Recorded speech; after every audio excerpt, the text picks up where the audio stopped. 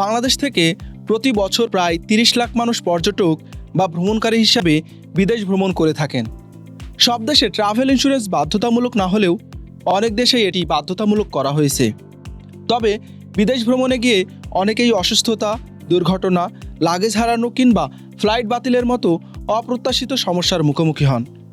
এসব ঘটনার কারণে ভ্রমণকারীদের অনেক সময় হাজার হাজার ডলার পর্যন্ত অতিরিক্ত খরচ বহন করতে হয়। এই ধরনের আর্থিক ঝুঁকি থেকে ভ্রমণকারীদের সুরক্ষা দিতে ভ্রমণ বিমা বা ট্রাভেল ইন্স্যুরেন্স খুবই গুরুত্বপূর্ণ। এই বিমা মূলত আপনাকে 4টি বড় সুবিধা দেয়, যেমন বিদেশে হঠাৎ অসুস্থ হলে বা কোনো দুর্ঘটনা ঘটলে এটি চিকিৎসার সমস্ত খরচ বহন করে। জরুরি প্রয়োজনে বিমান বা হেলিকপ্টারে করে আপনাকে হাসপাতালে বা দেশে ফিরিয়ে আনার খরচ দেয়।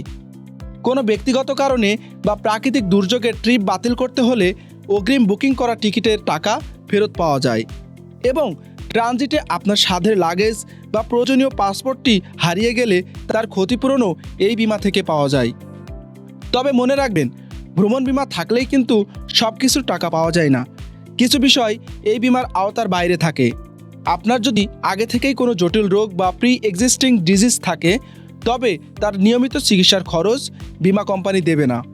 তবে সাধারণ এই বিমা দিয়ে স্কাই ডাইভিং, স্কুবা ডাইভিং বা প্যারাগ্লাইডিংয়ের মতো ঝুঁকিপূর্ণ অ্যাডভেঞ্চার স্পোর্টসের দুর্ঘটনা কভার হয় না। এর জন্য আলাদা বাড়তি প্রিমিয়াম দিতে হয়।